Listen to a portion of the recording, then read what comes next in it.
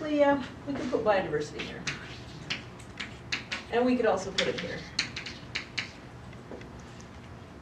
Think of something that you don't use, but you value.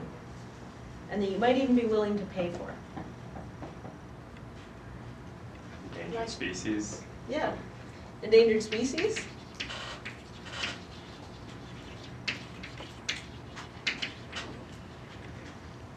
And what about lights and the bridge? The lights and the bridge? Yeah, a lot of people just complain that we're kind of spending a lot of money on that lights, but we actually don't. I think that's more of a, those are like goods and services, amenities of the city. It depends, are you using the lights or not? That's sort of a complicated one. What else do we? Space exploration. Space exploration?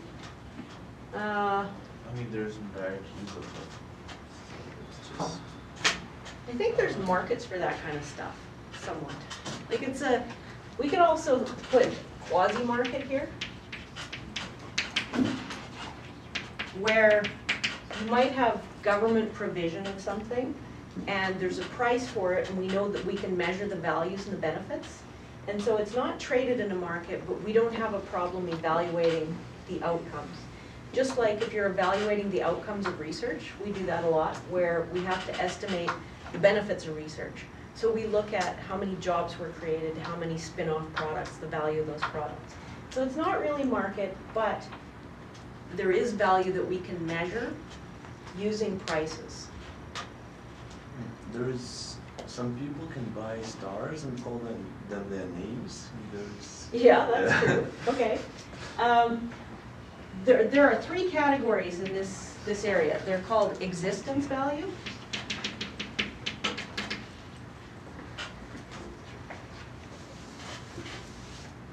Existence. Option value.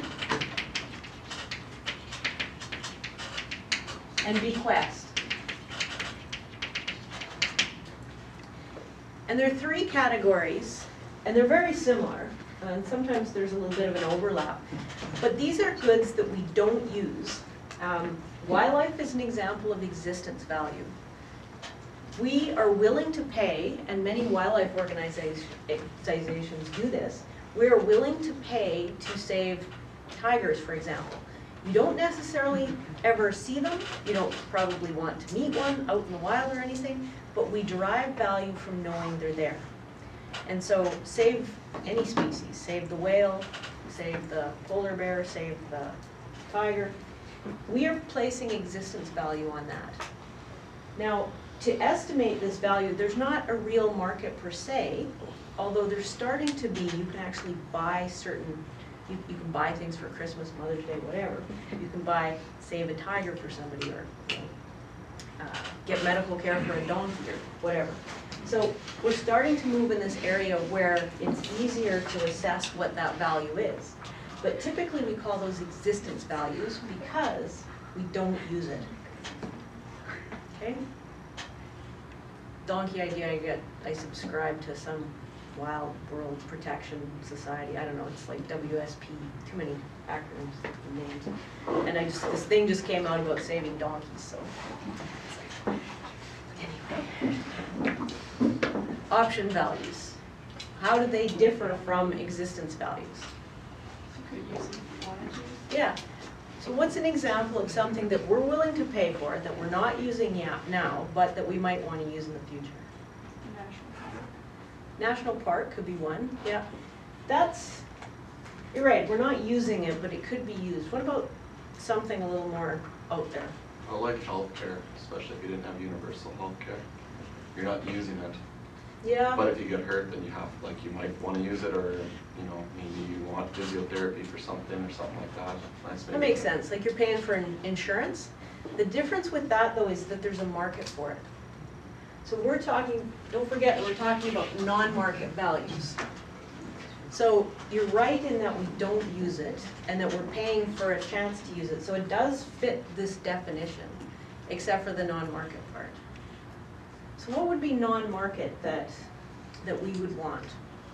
you take the park example and you go one step further, what about pharmaceuticals and the rainforest and all that kind of stuff? There's a lot of things that we haven't discovered yet.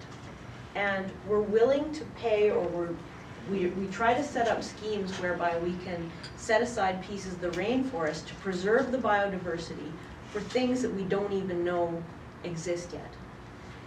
So that would be considered an option value, right? People are willing to pay. You can ask them, how much are you willing to pay to set aside some rainforest or some special area in case another type of yew tree pops up and there's a cure for cancer. Those types of things. And that's sort of linked to the biodiversity again. So that would be option. Or request option too, because like, you might not gain that benefit, it might be for your children or something. Yeah. This thing, sometimes these things are a little bit murky, and I'm not exactly sure why in the literature they came up with just these three, especially when you talk about existence value and bequest, right? You want tigers to be around for your children and grandchildren, that kind of thing. So there is a bit of an overlap. So bequest is leaving the value place on goods and services or amenities, resources for the future generations.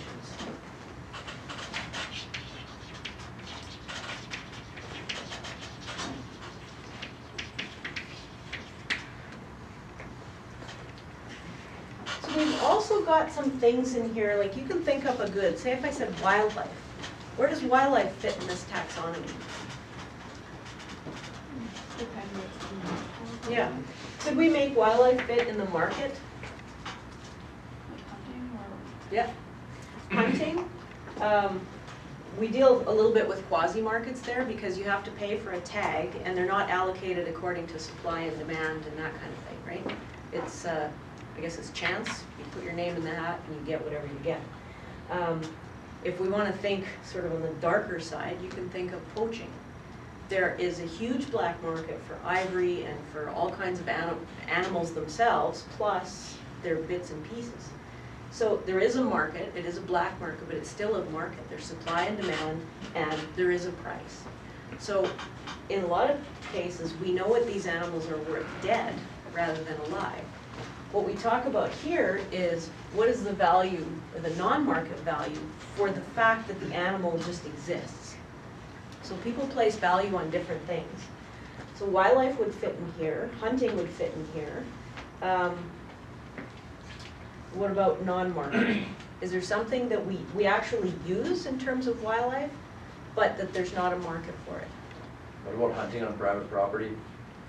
You don't really have to, in most cases, you can just ask if you can use it, but you don't have to pay a price to go to somebody's pasture. Do you need a tag or something? Well, but that doesn't, well, but that doesn't go, like, the farmer wouldn't get any benefit out of that if if you use his land. Okay. And say, I don't know. So we can think of that a number of ways. You could think of it in terms of habitat, maybe. If the farmer's not getting anything and there's no market for it, but there's value for the habitat, then that might be a use value. Use of the hunter for that sort of an intermediate product or a similar product. So that might work in that regard. Yeah. What about, like, if you're a wildlife photographer? You use the animal, it's a public good then, right? If you think back to public and private goods, well, that type of good would fit in here. It's non-market, because there's not a market for taking pictures. There is for the pictures, but not for the animals themselves. Okay. Wildlife in this category fits because of existence value, or even bequest value. Does wildlife fit in this category? Ecocentric. Yeah, because the wildlife is part of nature and the food chain and the, full-on ecosystem. So for a proper functioning ecosystem, you need certain species. So when we determine the value, you can think of non-market values as, it's been called in some of the literature, voodoo economics or voodoo economics, because you ask somebody what the value is and they give you a number, right? It's kind of flaky. But how else do you arrive at these values? There are only a couple ways to do it. So with anthropocentric value and ecosystem value, there's one name for this over here, and it's called intrinsic value.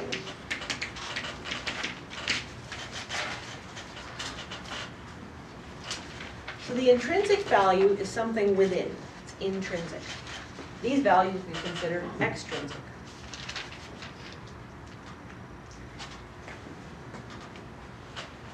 So when we estimate value, we have to be careful we have to figure out what it is we're estimating the value for, to who the value accrues.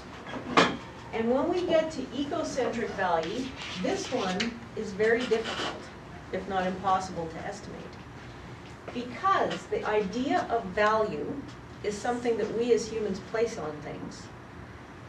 So I think that this is what the literature says. It says ecocentric value, and it's the ecosystem and functioning of the ecosystem. I don't know that we can attach a value to that, an actual dollar value. That's what we're going to do over here. We want to calculate the price or willingness to pay. But in this side, I don't know that we can do that. One of the problems is double counting. You know, if I were to estimate the value of a car, let's say you're going to build a car and you go to, I don't know, where do you get parts for cars? Now, Princess Auto? Napa Auto Parts? What if you bought every single piece? There would be a price on that. What's the value of all the pieces separately, if you add them up, versus the car? What do you think you would come up with? Would they be the same if you added them all up? Which do you think would be higher? Parts. What's that? The parts. So if we do that with the ecosystem, and you see all kinds of studies on this. How do you value the rocks, the moss, the trees, the frogs, the whatever, pick a species. And we come up with these values. Can we do that with each of the pieces of the ecosystem? I think it's kind of goofy, actually, and we shouldn't do that at all. What I think we should think about here, instead of value, I think it should be importance.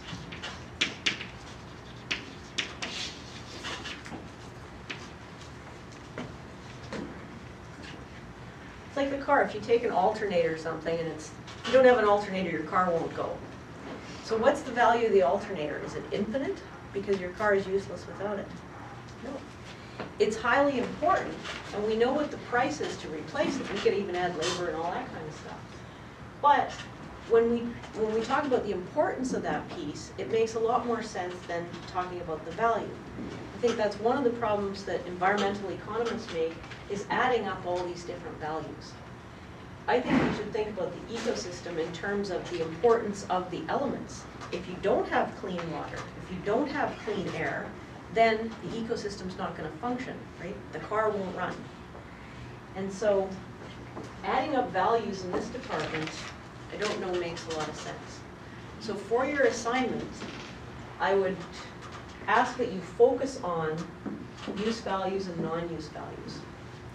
Because estimating intrinsic values is really tough. Like, say you chose the, I don't know, garter snake of Saskatchewan.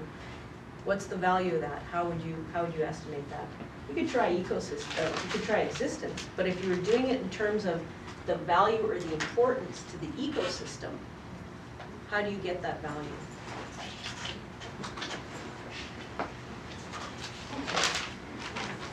And I think biodiversity fits in here as well. Can we value biodiversity? I have a question. So for example, the way to assess the value of from the ecocentric point of view and the non-use point of view wouldn't be the same, because say for example, if something has no existence value, or I mean, let's assume some sort of species on Mars and nobody cares about it, Yeah. some sort of bacteria, but so there should be in effect no value for it, no? You're right. I mean, and this is a philosophical debate. It comes down to what is value. Like if we were blown away tomorrow and the ecosystem kept on chugging along, would it matter? It's one of those, if the tree fell in the forest, nobody was here, does it make a sound? So it is a philosophical question. When you think about anthropocentric value, it's the value that we place on these things, whether we use them or not. So when it comes to ecocentric, I think this is more about functioning and not value. But you see it all over the place, ecological values. And I think we're really focusing on this stuff over here.